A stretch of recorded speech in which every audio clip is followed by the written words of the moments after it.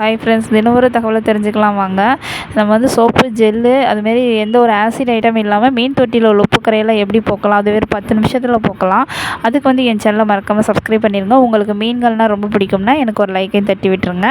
வாங்க வீடியோக்குள்ளே போகலாம். ஃபஸ்ட்டு வந்து மீன் தொட்டியில் வந்து கொஞ்சோண்டு பேஸ்ட் வச்சுக்கோங்க. பேஸ்ட் வச்சு நல்லா தேய்ச்சி ஒரு 5 மினிட்ஸ் நல்லா ஊற வச்சுருங்க.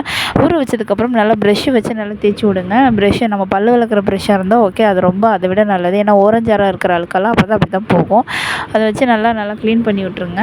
க்ளீன் பண்ணதுக்கப்புறம் பேஸ்ட்டு நல்லா வந்து மீன் தொட்டியில் ஊறினதுக்கப்புறம் என்ன பண்ணணும், ஒரு ஸ்பூன் எடுத்துகிட்டு அந்த உப்பு கரையெல்லாம் லைட்டாக நீங்கள் சுரண்டுனாலே ஆட்டோமேட்டிக்காக வந்துடும்.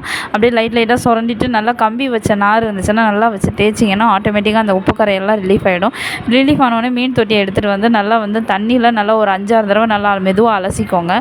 ஸோ அலசினதுக்கப்புறம் நமக்கு உள்பக்கம் ஓரளவு க்ளீனாக வந்துடுச்சு. உள்பக்கம் க்ளீனாக வந்ததுக்கப்புறம் வெளிப்பக்கம் நமக்கு ரொம்ப முக்கியம். ஸோ வெளிப்பக்கத்துக்கு வந்து அதுக்கும் கொஞ்சம் பேஸ்ட்டு வச்சு வெளிப்பக்கமும் அதே மாதிரியே நம்ம நல்லா தேய்ச்சிக்கோங்க. ப்ரெஷ்ஷு வச்சு இல்லை தேய்ச்சிட்டு அதுலேயுமே உப்பு கரை இருந்துச்சுன்னா கொஞ்சோண்டு ஸ்பூன் வச்சு லைட்டாக நீங்கள் எடுத்திங்கன்னா ஆட்டோமேட்டிக்காக அது ரிலீஃப் ஆகிடும்.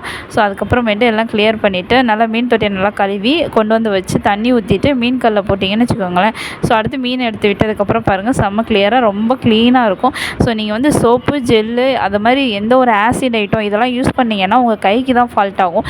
ஸோ நம்ம பேஸ்ட்டு வச்சு யூஸ் பண்ண இல்லை, நமக்கு கைக்கு எந்த ஃபால்ட்டும் இல்லை, நம்ம மீன் தொட்டிக்கு எந்த ஃபால்ட் ஆகாது, உள்ளே வசிக்கிற மீன்களுக்குமே எந்த ஃபால்ட் ஆகாது, நல்லாயிருக்கும். ஸோ இது மாதிரி நீங்கள் செஞ்சு பாருங்கள். உங்கள் மீன் தொட்டியை மீன் தொட்டி சும்மா பளபளன்னு இருக்கும், புதுசு மாதிரியே இருக்கும். புது தொட்டி எங்கேருந்து வாங்குனீங்கன்னு எல்லாருமே கேட்பாங்க. ஸோ இந்த வீடியோ உங்களுக்கு பிடிச்சிருந்துச்சுன்னா மறக்காமல் என் சேனலை சப்ஸ்கிரைப் பண்ணிவிட்டு பக்கத்தில் இருக்கிற லைக்கையும் தட்டிட்டு எனக்கு ஒரு கமெண்ட்டும் பண்ணிவிட்டு போங்க. Thank you so much. அடுத்த வீடியோவில் பார்க்குறேன்.